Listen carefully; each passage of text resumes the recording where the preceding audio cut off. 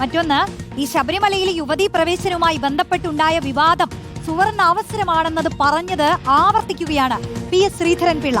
ശബരിമല സമരവും വിധിയും സുവർണാവസരം തന്നെയാണെന്നും ശ്രീധരൻപിള്ള പറഞ്ഞു. ശ്രീധരൻപിള്ള എഴുതിയ പുസ്തകങ്ങളുടെ പ്രകാശന വേദിയിലായിരുന്നു പരാമർശം. ശബരിമല സമരവും സുവർണാവസര വിധിയുമാണ്. ഞാൻ സുവർണാവസരവും അന്ന് പറഞ്ഞു, ഇന്നും ആവർത്തിക്കുന്നു. ആ പദം പറഞ്ഞതിന്റെ പേരിൽ നോൺ ബെയിൽ ഓഫൻസിൽ കേരള ഹൈക്കോടതി അതിനെ എങ്ങനെയാണ് കണ്ടത്? അഡ്മിഷന് വന്ന ഡേറ്റിൽ തന്നെ അവർ സെറ്റ് സൈഡ് ചെയ്തു. രാഷ്ട്രീയ പാർട്ടിയുടെ സംസ്ഥാന പ്രസിഡന്റിന് സ്വന്തം പ്രവർത്തകരോട് ഒരു ഹാളിൽ വെച്ച് സമാധാനപരമായ ഗാന്ധിയൻ മോഡൽ സമരം നടത്താൻ കിട്ടിയ അസുലഭ സന്ദർഭമാണ് എന്ന് പറഞ്ഞാൽ സുവർണാവസരം എന്നാണ് എനിക്കൊരു പല്ലു പതാ വിളിക്കുന്നത്. സുവർണാവസരം ശ്രീധരൻപിള്ള അല്ലേ?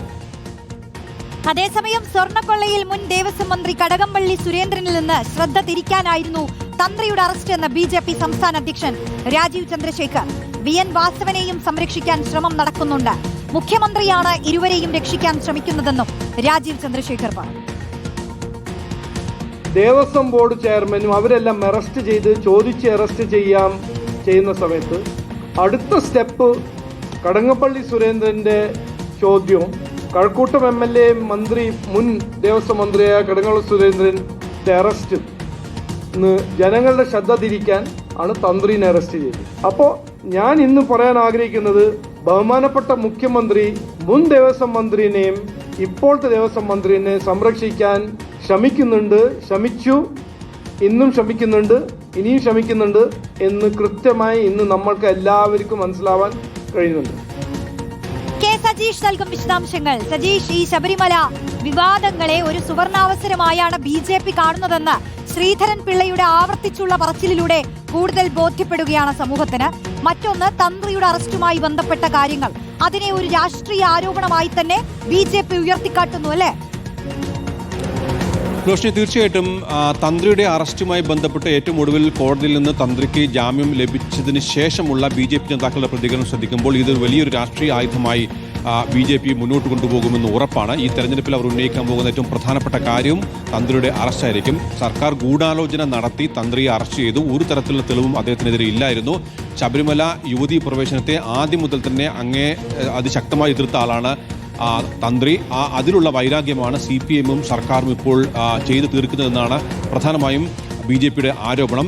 ഇതുമായി ബന്ധപ്പെട്ട് ഇന്ന് വാർത്താ സമ്മേളനം വിളിച്ച രാജീവ് ചന്ദ്രശേഖർ അടക്കമുള്ള എല്ലാ BJP നേതാക്കളും തന്ത്രിയുടെ അറസ്റ്റിനെതിരെ അതിശക്തമായി രംഗത്ത് വരികയും അതിശക്തമായ വാദങ്ങൾ ഉന്നയിക്കുകയും ചെയ്തിട്ടുണ്ട്. ഏതായാലും കടകംപള്ളി സുരേന്ദ്രൻ അടക്കമുള്ള CPM നേതാക്കളെ രക്ഷിക്കാൻ വേണ്ടി, അവരിലേക്ക് അറസ്റ്റ് ഉൾപ്പെടെയുള്ള കാര്യങ്ങൾ പോകുന്നത് തടയാൻ വേണ്ടിയാണ് തന്ത്രിയെ ഒരു രാഷ്ട്രീയ ആയുധമായി ഉപയോഗിക്കുകയും തന്ത്രിയെ അനാവശ്യമായി അറസ്റ്റ് ചെയ്യുകയും ചെയ്തതെന്നാണ് BJP ഉയർത്തുന്ന പ്രധാനപ്പെട്ട വാദം. ഏതായാലും ഇനി വരും ദിവസങ്ങളിലും തന്ത്രിയുടെ അറസ്റ്റ് ആ രീതിയിൽ രാഷ്ട്രീയമായി ഉപയോഗിക്കുന്നത് തന്നെയായിരിക്കും BJPയുടെ നീക്കം. മറ്റൊരു പ്രധാനപ്പെട്ട കാര്യം, തന്ത്രിയെ അറസ്റ്റ് ചെയ്തത് യുവതീ പ്രവേശനത്തെ ശക്തമായി എതിർത്തത് മൂലമാണ് എന്ന ആരോപണങ്ങൾ കൂടുതൽ ശക്തി പകർന്നാണ് കഴിഞ്ഞ ദിവസങ്ങളിൽ കോടതിയുടെ വാദമുഖങ്ങൾ അല്ലെങ്കിൽ കോടതിയുടെ നിലപാട് പുറത്തെത്തുകയും ചെയ്തത്. കോടതി ഈ തന്ത്രിയെ അറസ്റ്റ് ചെയ്തതുമായി ബന്ധപ്പെട്ട് SITയുടെ കണ്ടെത്തലുകളെ അതിനിശ്ചിതമായി വിമർശിച്ചിട്ടുണ്ട്. യാതൊരുവിധ തെളിവുകളും തന്ത്രിക്കെതിരെ ഇല്ല. പ്രഥമദൃഷ്ട്യയുള്ള തെളിവുകൾ പോലും തന്ത്രിക്കെതിരെ ഹാജരാക്കാൻ SIT കഴിഞ്ഞിട്ടില്ല.